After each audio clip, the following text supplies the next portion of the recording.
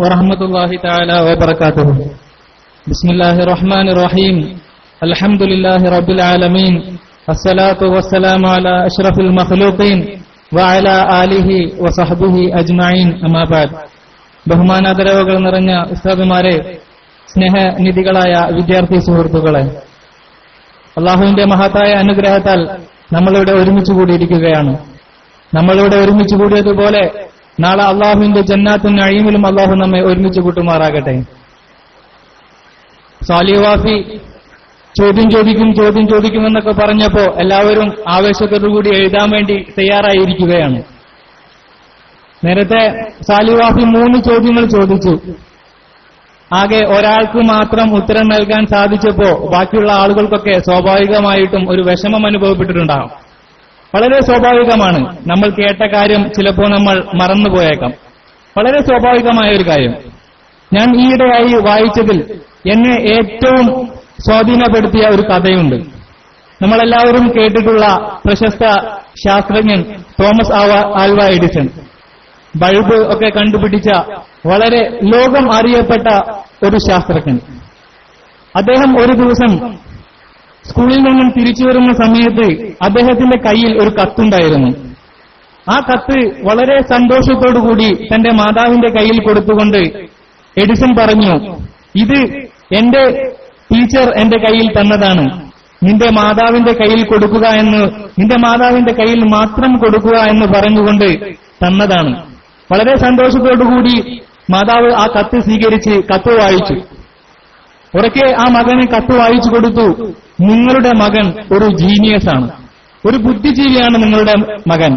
നിങ്ങളുടെ മകനെ പഠിപ്പിക്കാൻ ഞങ്ങളുടെ കഴിവ് അത് പ്രായോഗികമല്ല. അതുകൊണ്ട് ഇനി മുതൽ നിങ്ങളുടെ മകനെ വീട്ടിൽ വെച്ച് തന്നെ പഠിപ്പിക്കുക. ഈ കത്ത് വായിച്ചതിനു ശേഷം എഡിസന്റെ മാതാവ് ആ മകനെ കെട്ടിപ്പിടിച്ചുകൊണ്ട് കരഞ്ഞു. ഇത് സന്തോഷം സഹിക്കാൻ പറ്റാതെ എഡിസൺ അതൊരു ആർജവമായി എടുത്തുകൊണ്ട് പിന്നീട് കണ്ടുപിടുത്തങ്ങൾക്ക് വേണ്ടി ശ്രമിക്കുകയായിരുന്നു. കണ്ടുപിടുത്തങ്ങൾക്ക് വേണ്ടി ഒരുപാട് ശ്രമിച്ചു. അങ്ങനെ ലോകം അറിയപ്പെട്ട ഒരു ശാസ്ത്രജ്ഞനായി മാറി. കുറച്ചു കാലങ്ങൾക്ക് ശേഷം മാതാവ് മരണപ്പെട്ടതിന് ശേഷം മാതാവിന്റെ പഴയ കുറിപ്പുകളെല്ലാം എടുത്ത് പരിശോധിക്കുന്ന സമയത്ത് അന്ന് സ്കൂളിൽ വെച്ച് ടീച്ചർ കൊടുത്ത ആ കത്ത് എടുത്ത് എഡിസൺ വായിച്ചു. ആ കത്തിൽ എഴുതിയിരിക്കുന്നത്, താങ്കളുടെ മകൻ ഒരു മന്ദബുദ്ധിയാണ്. ഈ മന്ദബുദ്ധിയെ ഇനി സ്കൂളിലേക്ക് പറഞ്ഞയച്ച് ഞങ്ങളെ ബുദ്ധിമുട്ടിക്കരുതെന്ന്. ഇത് വായിച്ച ആ മാതാവ് തളരാതെ മാതാവ് അത് മറിച്ചു വായിച്ചു. നിങ്ങളുടെ മകൻ ഒരു ജീനിയസ് ആണ്. സത്യത്തിൽ ടീച്ചർമാരെല്ലാവരും പറഞ്ഞു, എന്റെ മകൻ ഒരു മന്ദബുദ്ധിയാണ്, അവനെ ഇനി സ്കൂളിലേക്ക് പറഞ്ഞ് ഞങ്ങൾ ഡിസ്റ്റർബ് ചെയ്തെന്ന് പറഞ്ഞയച്ച ആ ഒരു വിദ്യാർത്ഥിയാണ് ലോകം അറിയപ്പെട്ട ഒരു ശാസ്ത്രജ്ഞനായി മാറിയത്. ഇത് വായിച്ച് കണ്ണീരണിഞ്ഞ എഡിസൺ അതിനുശേഷം എഴുതി വെക്കുന്നുണ്ട്, Thomas Alva Edison was an addled child. Thomas Alva Edison ഒരു ബുദ്ധിയില്ലാത്ത ഒരു വിദ്യാർത്ഥിയായിരുന്നു. വിത്ത് എ ഹീറോ മദർ, ഒരു കരുത്തുള്ള ഒരു ഹീറോ മാതാവിലൂടെ he became genius of the century. ആ നൂറ്റാണ്ടിലെ അറിയപ്പെട്ട ഒരു ജ്ഞാനി അല്ലെങ്കിൽ ഒരു ശാസ്ത്രജ്ഞനായി മാറി. ഇവിടെ സംഭവിച്ചത് വളരെ വളരെ സ്വാഭാവികമായി സംഭവിക്കുന്ന ഒരു ചെറിയ കാര്യം. തന്റെ മക്കളെ പ്രോത്സാഹിപ്പിക്കാൻ വേണ്ടി മാതാവ് സഹിച്ച ഒരു ത്യാഗം, അല്ലെങ്കിൽ മാതാവ് കാണിച്ച ഒരു ഹിക്മത്ത്, ഒരു ചെറിയ തന്ത്രം. ആ തന്ത്രത്തിന് പിന്നിൽ ആ വിദ്യാർത്ഥി വളരുകയായിരുന്നു. എനിക്ക് എല്ലാത്തിനും കഴിയും എന്ന് ആ വിദ്യാർത്ഥി വിശ്വസിച്ചു. ആ വിശ്വാസമാണ് എല്ലാ വിദ്യാർത്ഥികൾക്കും ആവശ്യം. എനിക്ക് സാധിക്കും. ടീച്ചർമാർ ബുദ്ധിയില്ല എന്ന് പറഞ്ഞ ഒരു വിദ്യാർത്ഥി ലോകം അറിയപ്പെട്ട ഒരു ശാസ്ത്രജ്ഞനായി മാറിയെങ്കിൽ നമുക്ക് ഒരു ബുദ്ധിക്ഷയവുമില്ല. നമ്മുടെ മുഖത്ത് നോക്കി ഒരാൾ പോലും നീ ബുദ്ധിയില്ലാത്തവനാണെന്ന് പറഞ്ഞിട്ടില്ല. എന്നിട്ടും നമ്മളൊന്നും വലിയ വലിയ കണ്ടുപിടുത്തങ്ങൾക്ക് തയ്യാറാവാൻ നമ്മൾ ശ്രമിക്കുന്നില്ല. നമ്മൾ ഒരുപാട് കഷ്ടപ്പെട്ട് പഠിക്കുന്നു. നമ്മൾ പഠിക്കുന്ന ആ കഷ്ടപ്പാടുകൾ അത് മാറ്റി നമ്മൾ ഇഷ്ടപ്പെട്ട് പഠിക്കാൻ ശ്രമിക്കണം. അപ്പോഴാണ് നമ്മൾ ഈ അണിചേരുന്നത് ഇഷ്ടപ്പെട്ട ഒരുപാട് കാര്യങ്ങൾ തീർക്കാൻ നമുക്ക് സാധിക്കുകയുള്ളൂ. അള്ളാഹുവിന്റെ അനുഗ്രഹത്താൽ നമ്മളിങ്ങനെ ഇവിടെ ഒരുമിച്ച് കൂടി. മഴ ഇങ്ങനെ തിമിർത്തു പെയ്യുകയാണ്. അള്ളാഹു ഖുർആനിലൂടെ പറയുന്നത് മഴ അനുഗ്രഹമാണ്. ആ അനുഗ്രഹത്തോടൊപ്പം നമ്മളിവിടെ വളരെ അനുഗ്രഹീതമായ ഒരു വേദിയിലാണ് നമ്മളിവിടെ ഒരുമിച്ച് കൂടിയിരിക്കുന്നത്. പവിത്രമാക്കപ്പെട്ട ഹിജ്റ വർഷാരംഭത്തിന്റെ തുടക്കമായ മുഹറം മാസത്തിൽ ഒരുപാട് പ്രവാചകന്മാർക്ക് അള്ളാഹു അനുഗ്രഹങ്ങൾ വാരിക്കോരി കൊടുത്ത വളരെ പവിത്രമാക്കപ്പെട്ട ഒരു മാസം. ആ മാസത്തിൽ നമ്മൾ ഇവിടെ ഒരുമിച്ച് കൂടിയിരിക്കുകയാണ്. ഒരിക്കൽ അള്ളാഹുവിന്റെ റസൂൽ സല്ലല്ലാഹു അലൈഹി വസല്ലമ തങ്ങളുടെ അരികിലേക്ക് ഒരു വ്യക്തി വന്നുകൊണ്ട് ചോദിച്ചു, അയ്യുന്നാസി ഖൈറുൻ യാ റസൂലല്ലാഹ്, അള്ളാഹുവിന്റെ റസൂലെ, ജനങ്ങളിൽ വെച്ച് ഏറ്റവും ഖൈറായ ആള് ആരാണെന്ന് ചോദിച്ചു. നബി സല്ലല്ലാഹു അലൈഹി വസല്ലമ പറഞ്ഞു, മൻ ത്വാല ഉംറുഹു, ഒരു മനുഷ്യൻ, ആ മനുഷ്യന്റെ ഒരുപാട് ആയുസ് ലഭിച്ചിട്ടുണ്ട്, വ ഹസുന അമലുഹു, അവന്റെ പ്രവർത്തനങ്ങളും നന്നായിട്ടുണ്ട്, അങ്ങനെയുള്ള വ്യക്തിയാണ് ഏറ്റവും നല്ല വ്യക്തി എന്ന് പറഞ്ഞു. അപ്പൊ സ്വാഭാവികമായിട്ടും ആ മനുഷ്യൻ ചോദിച്ചു, അയ്യുന്നാസി ശർറുൻ യാ റസൂലല്ലാഹ്, അങ്ങനെയാണെന്ന് എന്റെ ഓർമ്മ, ജനങ്ങളിൽ വെച്ച് മോശമായ ആളാണെന്ന് ചോദിച്ചു. അപ്പോൾ നബി സല്ലല്ലാഹു അലൈഹി വസല്ലം പറഞ്ഞു, മൻ ത്വാല ഉംറുഹു, ഒരുപാട് കാലം ജീവിക്കാൻ അള്ളാഹു ആയുസ് നൽകി. എന്നാൽ വസാ അമലുഹു, അവന്റെ പ്രവർത്തനങ്ങളൊക്കെ മോശമായി പോയിരിക്കുന്നു, അങ്ങനെയുള്ള ആളാണ് ഏറ്റവും മോശപ്പെട്ട ആള്. അള്ളാഹുവിന്റെ അനുഗ്രഹത്താലെ ഈ ഹിജ്റ വർഷാരംഭത്തിൽ പുതിയ ഒരു വർഷത്തിന്റെ തുടക്കത്തിലാണ് നാം. അല്ലെങ്കിൽ മറ്റൊരു തരത്തിൽ പറഞ്ഞാൽ, നമ്മൾ നമ്മുടെ മാതാപിതാക്കളുടെ വയറ്റില് നമ്മൾ ചെറിയൊരു കണികയായുണ്ടായിരുന്ന സമയത്ത് അള്ളാഹു നമുക്ക് നിശ്ചയിച്ചു തന്ന നമ്മുടെ റൂഹ്, നമ്മുടെ ഒരു അജല്, നമ്മുടെ കാലാവധിയിൽ നിന്നും ഒരു വർഷം കൂടി നമ്മൾ കഴിഞ്ഞു പോയിരിക്കുന്നു. ഇനി നമ്മുടെ പ്രവർത്തനങ്ങളാണ്, നമ്മൾ നന്മയുടെ ആളുകളാണോ നമ്മൾ തിന്മയുടെ ആളുകളാണോ? നമ്മളിവിടെ എഴുതി വെച്ചിട്ടില്ലേ, അണിചേരുക നീതി കാക്കാൻ. നമ്മൾ അണിചേരുന്നത് ഇനി നന്മയോട് കൂടെയാണോ തിന്മയുടെ കൂടെയാണോ എന്ന് നമ്മളാണ് ഇനി തീരുമാനിക്കേണ്ടത്. ഒരിക്കൽ നബി സല്ലല്ലാഹു അലൈഹി വസല്ലമയോട് ഒരു സ്വഹാബി ചോദിക്കുന്നുണ്ട്. അതായത് നബി സല്ലല്ലാഹു അലൈഹി വസല്ലമയുടെ അരികിൽ വന്ന് 2 ആളുകൾ ഇസ്ലാം സ്വീകരിച്ചു. അങ്ങനെ അതിൽ ഒരു വ്യക്തി ഒരു യുദ്ധത്തിൽ പങ്കെടുക്കുകയും ആ യുദ്ധത്തിൽ ഷഹീദാവുകയും ചെയ്തു. മറ്റൊരു വ്യക്തി 1 വർഷം കൂടി ജീവിച്ചു, സാധാരണ രീതിയിൽ മരിച്ചു പോവുകയും ചെയ്തു. അങ്ങനെ ഈ ഹദീസ് റിപ്പോർട്ട് ചെയ്യുന്ന സഹാബി പറയുകയാണ്, എനിക്ക് സ്വർഗം കാണിക്കപ്പെട്ടു.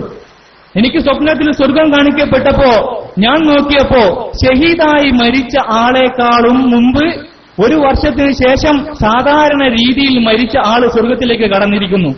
ഇതുകൊണ്ട് ഞാൻ അത്ഭുതത്തോടുകൂടി അള്ളാഹുവിന്റെ റസൂലിനോട് ചോദിച്ചു, അള്ളാഹുവിന്റെ റസൂലെ, ഷഹീദായ ആള് സ്വർഗത്തിലേക്ക് കടക്കുന്നതിന് മുമ്പ് സാധാരണ രീതിയിൽ മരിച്ച ഒരാൾ സ്വർഗത്തിൽ കടക്കുകയെന്ന് ഞാൻ അത്ഭുതത്തോടുകൂടി ചോദിച്ചു. ആ സമയത്ത് അള്ളാഹുവിന്റെ റസൂൽ പറഞ്ഞു, ആ മനുഷ്യൻ ഷഹീദായി മരിച്ച ഒരാളെക്കാളും 1 വർഷം കൂടുതൽ ജീവിച്ചു, ആ വ്യക്തിയേക്കാളും ഒരു റമദാൻ മാസം മുഴുവൻ നോമ്പ് നോറ്റു, അവനെ ചെയ്തതിനേക്കാൾ ഒരുപാട് റക്അത്ത് കൂടുതൽ നിസ്കരിച്ചു, അതുകൊണ്ടാണ് അവനെ ആദ്യം സ്വർഗത്തിലേക്ക് കടത്തിയതെന്ന്. ഇത് നമ്മൾ വളരെയധികം നമ്മൾ ആണിയിട്ട് സംസാരിക്കുമ്പോൾ തന്നെ ഇത് വളരെ ആഴത്തിൽ മനസ്സിലാക്കേണ്ട ഒരു കാര്യം. നമുക്ക് അള്ളാഹു ആയുസ് നൽകിയിട്ടുണ്ടെങ്കിൽ അത് എത്രത്തോളം ഉപകാരപ്പെടുത്തുന്നു. ഇസ്ലാമിനെ സംബന്ധിച്ചിടത്തോളം ഇസ്ലാമിൽ എല്ലാ ചെറിയ കാര്യങ്ങൾക്ക് പോലും പ്രാധാന്യം കൊടുക്കുന്നുണ്ട് എന്നാണ്. വമൻ യഅമൽ മിസ്കാല ദർറത്തിൻ, ആരെങ്കിലും ഒരു അണുമണി തൂക്കം നന്മ ചെയ്തിട്ടുണ്ടെങ്കിൽ അതിന് പ്രതിഫലമുണ്ട്. അത്രത്തോളം ചെറിയ കാര്യങ്ങളെ പോലും ഇസ്ലാം പരിഗണിക്കുന്നുണ്ടെങ്കിൽ, ഇസ്ലാമിൽ ജീവിക്കുന്ന മുസ്ലിങ്ങളായ നമ്മൾ 1 സെക്കൻഡ് ജീവിക്കുന്നുണ്ടെങ്കിൽ ആ സെക്കൻഡ് ദീനിന്റെ മാർഗത്തിലാക്കാൻ വേണ്ടി ശ്രമിച്ചില്ലെങ്കിൽ നമ്മൾ ഏറ്റവും നന്ദികേട് ചെയ്ത ആളായി പോകും. കാരണം അള്ളാഹുവിന്റെ അനുഗ്രഹത്താല് നമുക്ക് നല്ല ബുദ്ധിയുണ്ട്, നമ്മുടെ സംസാരത്തിന് ഒരു കുറവുമില്ല, നമുക്ക് കൈകളുണ്ട്, നമുക്ക് കാലുകളുണ്ട്. എന്നിട്ടും നമ്മൾ ഇതൊക്കെ ഉപയോഗപ്പെടുത്താൻ തയ്യാറായിട്ടില്ലെങ്കിൽ, നമുക്ക് മാതൃകകളായ ഒരുപാട് പണ്ഡിതന്മാര് എന്താണ് ചെയ്യേണ്ടതെന്ന് കാണിച്ചു തന്നിട്ട് അത് ചെയ്യാൻ നമ്മൾ ഇപ്പോൾ തീരുമാനം എടുത്തിട്ടില്ലെങ്കിൽ നമ്മളായിരിക്കും ഈ ലോകത്തിലെ ഏറ്റവും വലിയ നഷ്ടം സംഭവിച്ച ആളുകൾ. നമ്മളിപ്പോ ഈ സദസ്സ് തൊഴിയുരുസാദിന്റെ പേരിലാണ് ഇവിടെ സംഘടിപ്പിച്ചിട്ടുള്ളത്. മഹാനായ തൊഴിയുരുസാദ് ജീവിതകാലത്ത് ഒരുപാട് കാര്യങ്ങൾ ചെയ്തിട്ടുണ്ട്. മഹാനായ തൊഴിയുരുസാദിനോടുള്ള അനുഭവം എന്റെ ഒരു ഉസ്താദ് എന്നോട് പങ്കുവെക്കുകയുണ്ടായി. ആ ഉസ്താദ് ജോലി ചെയ്യുന്ന സമയത്ത്, ഈ സംഭവം പറഞ്ഞ ഉസ്താദ് ജോലി ചെയ്യുന്ന സമയത്ത് ഒരു സ്ഥലത്ത് വെച്ച് ചെറിയ ഒരു ആശയക്കുഴപ്പം, ഇനി ഞാൻ ഇവിടെ തന്നെ ജോലി തുടരണമോ വേണ്ടയോ എന്ന് സംശയം വന്ന സമയത്ത് നാട്ടിൽ ചില കുഴപ്പങ്ങൾ ഉണ്ടായപ്പോൾ തൊഴിയൂർ ഉസ്താദിന്റെ അരികിൽ ചെന്നോട് ചോദിച്ചു, ഉസ്താദേ, എനിക്ക് ഇങ്ങനെ മാനസികമായ ഒരുപാട് ബുദ്ധിമുട്ടുകളുണ്ട്, ഈ ബുദ്ധിമുട്ടുകളൊക്കെ സഹിച്ച് എനിക്ക് ഈ നാട്ടിൽ നിൽക്കാൻ ചെറിയ പ്രയാസമുണ്ട്, ഞാൻ അതുകൊണ്ട് മറ്റൊരു നാട്ടിലേക്ക് മാറിക്കോട്ടെ എന്ന് ചോദിച്ചു. ആ ഉസ്താദ് പറയുകയാണ്, തൊഴിയൂർ ഉസ്താദ് ഇരുന്ന സ്ഥലത്ത് നിന്ന് എഴുന്നേറ്റുകൊണ്ട് ആ ഉസ്താദിന്റെ അടുത്ത് ചെന്നിട്ട് തോളിൽ കൈവച്ചുകൊണ്ട് പറഞ്ഞു, ഉസ്താദേ, നമ്മൾ അള്ളാഹുവിന്റെ റസൂൽ സല്ലല്ലാഹു അലൈഹി വസല്ലമ പറഞ്ഞിട്ടുണ്ട്, ഖിയാമത്ത് നാളാകുന്ന സമയത്ത് ഈ സമുദായം 70 മേലെ 74ഓളം സംഘങ്ങളായി പിരിയും. അതിലൊരു സംഘമാണ് അള്ളാഹുവിന്റെ അരികിൽ സ്വീകാര്യമായ ഒരു സംഘം. ആ സംഘമാവാൻ നമ്മൾ ഒരുപാട് കഷ്ടപ്പെട്ടേ പറ്റൂ, ഒരുപാട് ക്ഷമിച്ചേ പറ്റൂ. അതുകൊണ്ട് എന്തൊക്കെ സംഭവിച്ചാലും ക്ഷമിക്കുക, അള്ളാഹുവിന്റെ മാർഗത്തിൽ ക്ഷമിക്കാൻ തയ്യാറാവുക. അതന്നല്ലേ നബി സല്ലല്ലാഹു അലൈഹി വസല്ലം പറഞ്ഞത്, അജബൻ ലി അംരിൽ മുഅ്മിൻ. ഒരു മുഅ്മിന്റെ കാര്യമെന്ന് പറയുന്നത് വളരെ അത്ഭുതകരമാണ്. ഒരു സന്തോഷമുണ്ടായി കഴിഞ്ഞാൽ ഉടനെ അള്ളാഹുവിന് ശുക്ർ ചെയ്യും. എന്തെങ്കിലും ഒരു പ്രശ്നമുണ്ടാകുമ്പോൾ അള്ളാഹുവേ, നിന്റെ മാർഗത്തിൽ നിന്റെ പ്രതിഫലം ആഗ്രഹിച്ചുകൊണ്ട് ഞാനിത് ക്ഷമിച്ചിരിക്കുന്നു. അങ്ങനെ ജീവിതത്തിൽ ഒരു സന്തോഷം ഉണ്ടാകുമ്പോ, ജീവിതത്തിൽ ഒരു സന്താപം ഉണ്ടാകുമ്പോ അതൊക്കെ അള്ളാഹുവിനെ ഓർക്കാനും അതൊക്കെ ജീവിതത്തിൽ ഗുണമാക്കിയെടുക്കാനും ഒരു മുഅ്മിന് സാധിക്കും. ഇതിനേക്കാളൊക്കെ നമ്മൾ ആത്യന്തികമായി മനസ്സിലാക്കേണ്ടത് ലാ തഹ്സൻ എന്നൊരു പുസ്തകമുണ്ട്. ലാ തഹ്സൻ ഇന്നല്ലാഹ മഅനാ, നീ വിഷമിക്കേണ്ട, ഇന്നല്ലാഹ നിശ്ചയമായും അല്ലാഹു മഅനാ, നമ്മോട് കൂടെയുണ്ട് എന്ന പേരിൽ നബി സല്ലല്ലാഹു അലൈഹി വസല്ലം അബൂബക്കർ സിദ്ദീഖ് റളിയല്ലാഹുവിനോട് പറഞ്ഞ വാക്കുകളാണ്. മക്ക മുശ്രിക്കുകളിൽ നിന്നും ഹിജ്റ പോകുന്ന സമയത്ത് നബി സല്ലല്ലാഹു അലൈഹി വസല്ലമയും അബൂബക്കർ സിദ്ദീഖ് റളിയല്ലാഹു ഒരു ഗുഹയിൽ വിശ്രമിക്കുന്ന സമയത്ത് തൊട്ടുമുകളിൽ കാഫിരീങ്ങൾ നബി സല്ലല്ലാഹു അലൈഹി വസല്ലമയെ കൊല്ലാൻ വേണ്ടി വന്ന സമയത്ത് അബൂബക്കർ സിദ്ദീഖ് റളിയല്ലാഹു അൻഹു നബിയോട് പറയുകയാണ്, അല്ലാഹുവിന്റെ റസൂലേ, ആ മുകളിലുള്ള കാഫിരീങ്ങളൊന്ന് താഴോട്ട് നോക്കുകയാണെങ്കിൽ അവർ നമ്മെ കൊല്ലും എന്ന് പറഞ്ഞപ്പോ നബി സല്ലല്ലാഹു അലൈഹി വസല്ലം പറഞ്ഞു, ലാ തഹ്സൻ, അബൂബക്കർ നീ വിഷമിക്കേണ്ട, ഇന്നല്ലാഹ നിശ്ചയമായും അല്ലാഹു മഅന, നമ്മോട് കൂടെയാണ്. ആ ഒരു ആശയം വെച്ചുകൊണ്ട് ആയിദുൽ ഖർണി എന്ന് പറയുന്ന ഒരു പണ്ഡിതൻ ഒരു പുസ്തകം എഴുതിയിട്ടുണ്ട്. ആ പുസ്തകത്തിൽ അദ്ദേഹം വളരെ വ്യക്തമായി പറയുന്നു, ഒരു മുഅ്മിനായ ഒരു മനുഷ്യനെ തകർക്കാൻ വേണ്ടിയിട്ട് ശൈത്താൻ ഏറ്റവും ആദ്യം ചെയ്യുന്ന ഒരു പ്രവൃത്തി ആ മനുഷ്യനെ ദുഃഖത്തിലാക്കുക എന്നുള്ളതാണ്. നിങ്ങൾക്കൊക്കെ മനസ്സിലാകും, സൈക്കോളജി ഒക്കെ പഠിച്ച ആളുകളാണ്. ഒരു മനുഷ്യന് ദുഃഖമുള്ള ഒരു സംഭവം ഉണ്ടായി കഴിഞ്ഞാൽ ആ മനുഷ്യൻ സ്വാഭാവികമായും തളർന്നു പോകും. നമ്മൾ സ്നേഹിക്കുന്ന നമ്മുടെ മാതാപിതാക്കൾ അല്ലെങ്കിൽ നമ്മുടെ മക്കൾ, നമ്മുടെ സഹോദരങ്ങൾക്കൊക്കെ എന്തെങ്കിലും സംഭവിച്ചു കഴിഞ്ഞാൽ സ്വാഭാവികമായിട്ട് നമ്മുടെ മനസ്സും തളർന്നു പോകും. അങ്ങനെ ശൈത്താൻ നമ്മുടെ ഓരോ നിമിഷത്തിലും നമ്മളെ ദുഃഖത്തിലാക്കാൻ വേണ്ടിയിട്ടും മാനസിക പ്രയാസങ്ങൾ ഉണ്ടാക്കാൻ വേണ്ടിയിട്ടും പല രീതിയിൽ ശ്രമിച്ചുകൊണ്ടിരിക്കും. സംഘടനകളുടെ പേരിൽ, സംഘടനകൾ പ്രവർത്തനങ്ങൾക്കുന്ന സമയത്ത് എതിരാളികളുടെ പേരിൽ, അല്ലെങ്കിൽ വീട് നല്ല രീതിയിൽ നടത്തുമ്പോൾ അയൽവാസികളുടെ പേരിൽ, അങ്ങനെ ശൈത്താൻ നമ്മുടെ ജീവിതത്തിൽ ദുഃഖങ്ങൾ ഉണ്ടാക്കാൻ ശ്രമിക്കുന്ന സമയത്ത് തന്റെ ഇടമുള്ള ആണുകളായി മാറണമെങ്കിൽ നമ്മൾ മനസ്സിൽ ഈമാനിന്റെ ഒരു തിരി കത്തിച്ചു വെക്കണം. ഏതു കാറ്റിലും കോളിലും തകരാത്ത ഒരു ഈമാനിന്റെ വെളിച്ചം നമ്മൾ നെഞ്ചിൽ ചേർത്ത് വെക്കണം. അങ്ങനെ നമ്മൾ ആ വെളിച്ചവുമായി ചെന്ന് നമ്മൾ ചെല്ലുന്ന സ്ഥലത്തൊക്കെ ഈമാനിന്റെ പ്രഭ എങ്ങനെ എന്നും ജ്വലിച്ചു നിൽക്കണം. അതിനൊക്കെ വേണ്ടിയിട്ടാണ് നമ്മളിവിടെ ഒരുമിച്ച് കൂടിയത്. രാവിലെ മുതൽ അല്ലെങ്കിൽ ഉച്ചയ്ക്ക് ശേഷം നമ്മളിവിടെ ഒരുമിച്ച് കൂടിയത് കേട്ടത് മുഴുവൻ നല്ലത്, നല്ല കാര്യങ്ങളല്ലാതെ ഒന്നും നമ്മൾ കേട്ടിട്ടില്ല. ആ കാര്യങ്ങളൊക്കെ ജീവിതത്തിലേക്ക് പകർത്താനുള്ള ഒരു മനസ്സുണ്ടായി കഴിഞ്ഞാൽ അതിനും പ്രതിഫലമാണ്. അത് നമ്മുടെ ജീവിതത്തിൽ ചെയ്യുമ്പോൾ അതിനും നമുക്ക് പ്രതിഫലമാണ്. അങ്ങനെ ജീവിതം മുഴുവൻ നമുക്ക് മാറ്റിയെടുക്കാനുള്ള ഒരു പ്രതിജ്ഞ ഈ ചെറുപ്രായത്തിൽ നമ്മൾ എടുക്കുകയാണെങ്കിൽ നമ്മുടെ ജീവിതം അത് വളരെ അർത്ഥമുള്ളതായി മാറും. റമദാനിലൊക്കെ നമ്മൾ കേൾക്കലുണ്ട്, പ്രതിഫലം, അള്ളാഹുവിന്റെ അരികിൽ പ്രതിഫലം കിട്ടുക എന്നൊക്കെ പറയുന്ന സമയത്ത് ഒരു മനുഷ്യനെ കുറിച്ച് പറയുന്നുണ്ട്. ഒരു മനുഷ്യൻ ജീവിതം ജനിച്ചത് മുതൽ, ബോധം വന്നത് മുതൽ അദ്ദേഹം ആരാധിക്കുകയാണ്. സകല സമയത്തും അള്ളാഹുവിനെ ആരാധിച്ചുകൊണ്ടിരിക്കുകയാണ്. ഇബാദത്ത്, സകല സമയത്തും ഇബാദത്ത് ചെയ്തുകൊണ്ടിരിക്കുകയാണ്. ആ അങ്ങനെയുള്ള ഒരു വ്യക്തി അള്ളാഹുവിന്റെ അരികിലേക്ക് ചെല്ലുന്ന സമയത്ത് അള്ളാഹുവിനോട് പറയുകയാണ്, അള്ളാഹുവേ, ഞാൻ ഈ ദുനിയാവിൽ ജീവിച്ചു, ഞാൻ സകല സമയത്തും നിന്നെ ആരാധിച്ചു, നിനക്ക് വേണ്ടി മാത്രം ഇബാദത്ത് ചെയ്തു. അതുകൊണ്ട് ഞാൻ ചെയ്ത അമലുകളുടെ പ്രതിഫലമായിട്ട് നീ എന്നെ സ്വർഗത്തിലേക്ക് കടത്തണമെന്ന് പറഞ്ഞു. അപ്പൊ അള്ളാഹു ചോദിച്ചു, അങ്ങനെ തന്നെയാണോ നിന്റെ തീരുമാനം? എന്നിട്ട് അള്ളാഹു ആ വ്യക്തിക്ക് കാണിച്ചു കൊടുത്തു, അള്ളാഹു നൽകിയ കണ്ണ് എന്ന ഒരു അനുഗ്രഹത്തിന് ജീവിതകാലം മുഴുവൻ ഇബാദത്ത് ചെയ്ത ഒരു വ്യക്തിയുടെ ആരാധന തുല്യമാകുന്നില്ല. കണ്ണ് എന്ന് പറയുന്ന ഒരു നിഅമത്തിനെ പോലും പകരം വെക്കാൻ നമ്മുടെ ജീവിതം മുഴുവൻ നമ്മൾ ആരാധന ചെയ്താലും സാധ്യമാവുകയില്ല എന്ന് ആ വ്യക്തിക്ക് അള്ളാഹു കാണിച്ചു കൊടുക്കുന്നുണ്ട്. നമ്മൾ എത്ര ചെയ്താലും അത് മതിയാവുകയില്ല.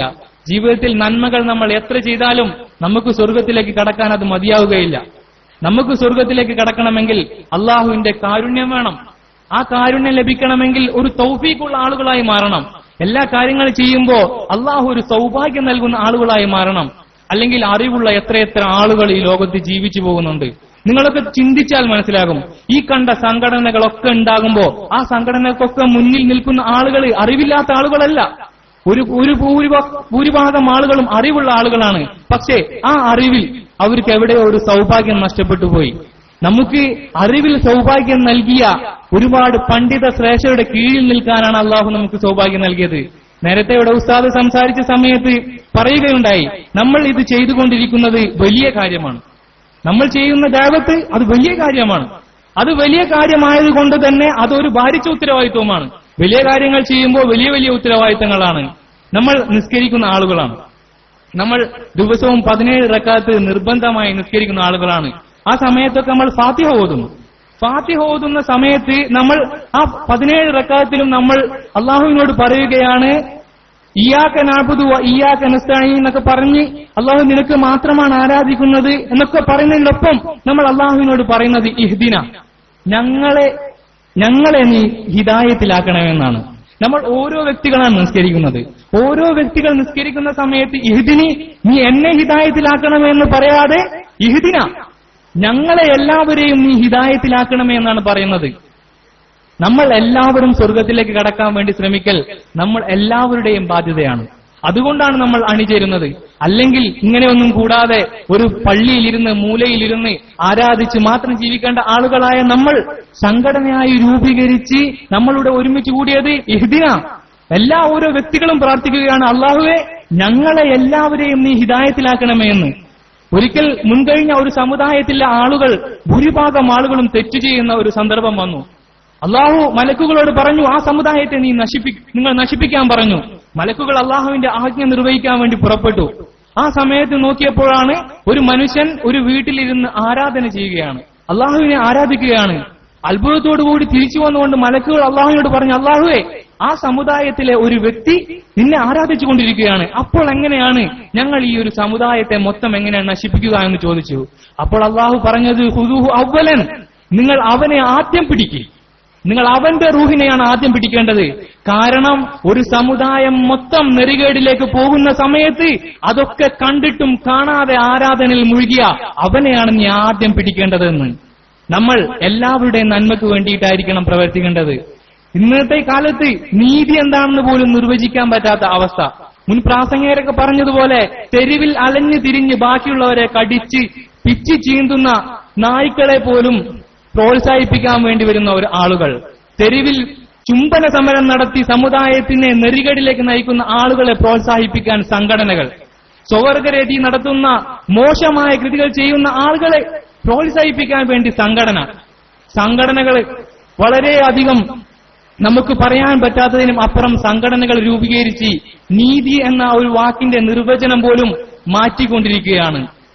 ലോകസഭാംഗങ്ങളൊക്കെ സഭാംഗങ്ങളിൽ കൂടിച്ചേർന്നുകൊണ്ട് തീരുമാനിക്കുകയാണ്, മോശമായ പ്രവൃത്തിയാണെങ്കിലും കൂടുതൽ വോട്ട് കിട്ടിയ കാരണത്താൽ ഞങ്ങൾ അത് ഈ രാജ്യത്ത് നിയമമായി പ്രഖ്യാപിക്കാൻ നിർബന്ധിതരായി പോയി എന്ന്. നീതിക്ക് പോലും വിലയില്ലാത്ത സമയത്ത് എനിക്ക് ഇവിടെ നിൽക്കുന്ന നല്ല ആണത്തമുള്ള ആളുകളോട് എനിക്ക് ചോദിക്കാനുള്ളത്, മഹാനായ ഹാറൂൻ റഷീദ് റളിയല്ലാഹു അൻഹു തന്റെ സമുദായത്തോട് ചോദിച്ചിട്ടുണ്ട്, അലൈസ മിൻകും റജുലുൻ റഷീദ്, നിങ്ങളുടെ കൂട്ടത്തിൽ തന്റേടമുള്ള ആണുങ്ങൾ ആരുമില്ല എന്ന് ചോദിക്കുകയുണ്ടായി. ഈ സമുദായത്തിൽ ഇത്തരത്തോളം നെറികേടുകൾ കാണുമ്പോൾ പഠിച്ച് ഉന്നത സ്ഥാനങ്ങളിൽ എത്തിക്കൊണ്ട് ഇതിനൊക്കെ നീതിന്യായ വകുപ്പുകളിൽ നിന്ന് മറുപടി പറയാൻ കരുത്തുറ്റ ആണുങ്ങളൊക്കെ നമ്മളിൽ നിന്നല്ലേ വരേണ്ടത്. ഒരുപാട് IAS വരണം, ഒരുപാട് അറിവുള്ള ആളുകൾ വന്ന് അറിവുള്ള സമൂഹത്തെ പടക്കാൻ വേണ്ടിയിട്ട് ശ്രമിക്കണം. അല്ലാതെ നെറികേടുകൾക്ക് കൂട്ടുനിൽക്കുന്ന, നെറികേടുകൾക്ക് വോട്ട് ചെയ്യുന്ന ആളുകളായി നമ്മൾ മാറരുത്. സോഷ്യൽ വെബ്സൈറ്റുകളിൽ വളരെ തമാശകരമായിട്ടൊരു കാര്യം കാണാറുണ്ട്, എന്തു കാര്യം ചോദ്യം ചെയ്യുന്ന പ്രതിപക്ഷത്തെക്കുറിച്ച്. നമുക്ക് വളരെ നല്ല കാര്യങ്ങളെക്കുറിച്ച് സംസാരിക്കാൻ വേണ്ടിയിട്ടും ഭരണപക്ഷത്തിന്റെ മോശത്തരങ്ങളെ കാണിക്കാൻ വേണ്ടിയിട്ടായിരുന്നു പ്രതിപക്ഷത്തെ രൂപീകരിച്ചത്. ഇന്ന് എവിടെ ചോദിക്കണമെന്നും അറിയാത്ത പ്രതിപക്ഷങ്ങൾ വളർന്നുകൊണ്ടിരിക്കുന്നുവെന്ന് പറഞ്ഞ് സോഷ്യൽ മീഡിയയിൽ വളരെ തമാശകരമായ ഒരു കഥ പറയുന്നുണ്ട്. ഒരു ഭരണപക്ഷത്തുള്ള ഒരു വ്യക്തി, അദ്ദേഹം പറയുകയാണ്, ആ വ്യക്തിയുടെ 3 മക്കളെ വിളിച്ചുകൊണ്ട് പറഞ്ഞു, ഞാൻ നിങ്ങൾക്ക് ഒരു 100 രൂപ തരാം, ആ 100 രൂപ കൊണ്ട് നിങ്ങൾ ഈ റൂമിനെ നിറക്കണമെന്ന് പറഞ്ഞു. ഒരു റൂം കാണിച്ചുകൊണ്ട് ആ റൂമിൽ നിങ്ങൾ 100 രൂപ കൊണ്ട് നിറക്കണമെന്ന് പറഞ്ഞു. ഒന്നാമത്തെ മകൻ പോയിട്ട് കുറച്ച് വൈക്കോല് മേടിച്ചു വന്നു. വൈക്കോലായിട്ട് റൂം നടക്കാൻ നോക്കിയപ്പോ റൂം നടക്കാൻ പറ്റുന്നില്ല, വൈക്കോൽ തികയുന്നില്ല. അടുത്ത മകൻ കുറച്ച് പഞ്ഞിയായിട്ട് വന്നു, അതാവുമ്പോ കുറച്ച് അധികം കിട്ടുമല്ലോ എന്ന് കരുതി. പക്ഷെ പഞ്ഞി കൊണ്ട് റൂം നടക്കാൻ കഴിയുന്നില്ല. അപ്പൊ മൂന്നാമത്തെ മകൻ വളരെ തന്ത്രപരമായിട്ട് ഒരു കാര്യം ചെയ്തു. ആ ഒരു കാര്യം സൂചിപ്പിക്കാൻ വേണ്ടിയിട്ടാണ് ഭരണപക്ഷത്തുള്ള ആളിത് പറഞ്ഞത്.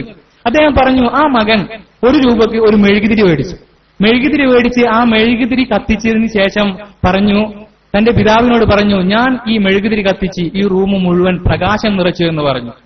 ഈ ഒരു ആശയം പ്രകടിപ്പിക്കാൻ വേണ്ടിയിട്ടാണ് ഈ വ്യക്തി പറഞ്ഞത്. ആ സമയത്ത് പ്രതിപക്ഷത്തുള്ള ആൾ എഴുന്നേറ്റ് നിന്ന് ചോദിച്ചു, ബാക്കി 99 രൂപ എവിടെ എന്ത് ചെയ്തു? ഇതാണ് നമ്മൾ ഒരു ആശയം നല്ല രീതിയിൽ പറഞ്ഞു നോക്കുമ്പോൾ പ്രതിപക്ഷം ബാക്കി 99 രൂപ എവിടെ? പ്രകാശം നടക്കലല്ല, കാര്യം നടക്കലല്ല വിഷയം. അതിലും എന്തെങ്കിലും കാര്യം. പണ്ട് നമ്പൂതിരിയെ കുറിച്ച് പറയലുണ്ട്, നമ്പൂതിരിക്ക് എന്ത് കാര്യം കിട്ടിക്കഴിഞ്ഞാലും കുറ്റം പറയണം. അങ്ങനെ ഒരു ദിവസം പായസം കൊണ്ടുപോയി കൊടുത്തു. പായസം വളരെ രസകരമായ പായസം. നമ്പൂതിരിക്ക് ഒന്നും പറയാനില്ല. നമ്പൂതിരി കുറച്ചു നേരം ആലോചിച്ചു പറഞ്ഞ് 2 ഇളക്കിന്റെ അങ്ങോട്ട് കുറവുണ്ടായിരുന്നു എന്ന് പറഞ്ഞു.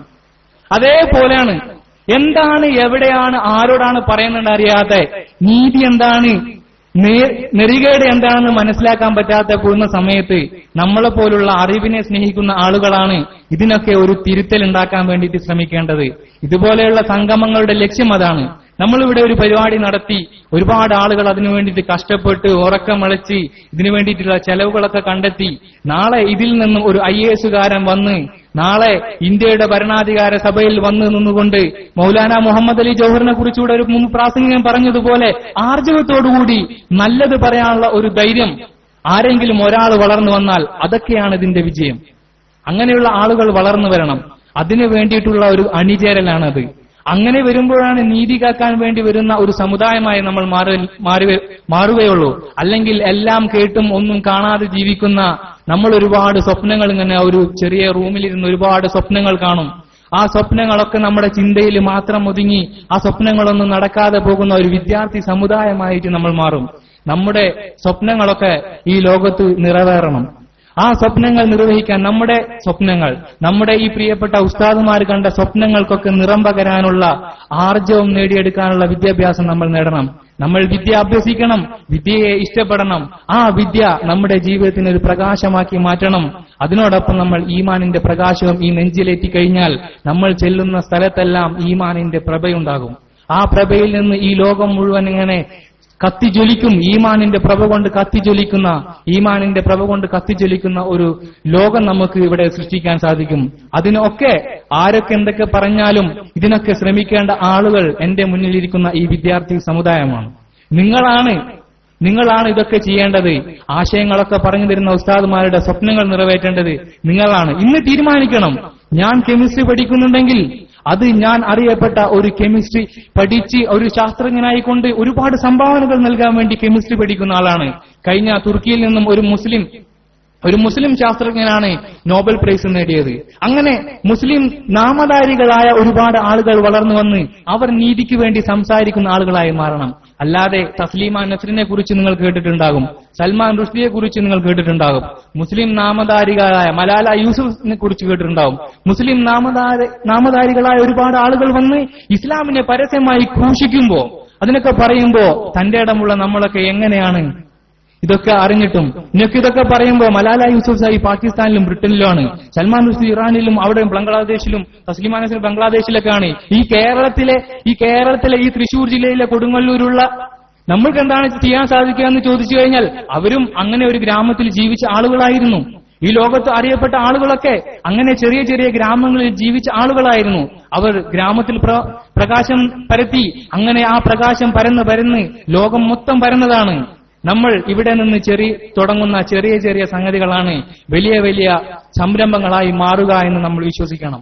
അങ്ങനെ വിദ്യാർത്ഥികൾ ശ്രമിച്ച് നമ്മൾ മുൻ പ്രാസംഗികൻ പറഞ്ഞതുപോലെ റൈറ്റ് സഹോദരന്മാരല്ല വിമാനം പറത്തിയതെന്ന് പറഞ്ഞതുപോലെ ഇനിയും ഒരുപാട് കണ്ടുപിടുത്തങ്ങൾ നടത്തുമ്പോൾ ഇനി വരുന്ന തലമുറകൾ പറയണം, അന്ന് തൃശൂർ ജില്ലയിലെ കൊടുങ്ങല്ലൂർ വസിച്ചിരുന്ന ഇന്ന ആളായിരുന്നു ഈ കണ്ടുപിടുത്തത്തിന് തുടക്കം കുറിച്ചതെന്ന് പറയാൻ അതിന് നിങ്ങൾക്ക് സാധിക്കണം. ഒരു ടീച്ചർ മന്ദബുദ്ധിയാണെന്ന് പറഞ്ഞയച്ച വിദ്യാർത്ഥി ലോകത്തിന് പ്രകാശം നൽകുന്ന ബൾബ് കണ്ടെത്തിയെങ്കിൽ നിങ്ങളോട് ആരും പറഞ്ഞിട്ടില്ല നിങ്ങളാരും ബുദ്ധിയില്ലാത്ത ആളുകളാണെന്ന് പറഞ്ഞിട്ടില്ല. നിങ്ങളെല്ലാവരും ബുദ്ധിയുള്ള ആളുകളാണ്. ഉപയോഗപ്പെടുത്തിയാൽ ലോകം അറിയപ്പെട്ട ആളുകളായി നിങ്ങൾക്ക് മാറാൻ സാധിക്കും. അതിലൂടെ ഇസ്ലാമിന്റെ യശസ് നിങ്ങൾക്ക് ഉയർത്താൻ സാധിക്കും. നമ്മുടെ ഈ കൂടിയിരുത്തങ്ങളൊക്കെ അതിനു വേണ്ടിയിട്ടുള്ള ശ്രമങ്ങളായി മാറട്ടെ എന്ന് ആശംസിച്ചുകൊണ്ട് ഇങ്ങനെ ഈ വേദി ഒരുക്കിയ ആളുകൾക്ക് അള്ളാഹു നാളെ അവരുടെ ഖബറിലേക്കും അവരുടെ സ്വർഗീയ ജീവിതത്തിലേക്കുമുള്ള ഒരു മുതൽക്കൂട്ടായി ഇങ്ങനെയുള്ള പരിപാടികളൊക്കെ മാറ്റട്ടെ എന്ന് പ്രാർത്ഥിച്ചുകൊണ്ടും എല്ലാവരോടും ദുആ വസിയത്തോടുകൂടി ഞാൻ നിർത്തുന്നു. അസ്സലാമു അലൈക്കും വറഹ്മത്തുള്ളാഹി വബറകാതുഹു.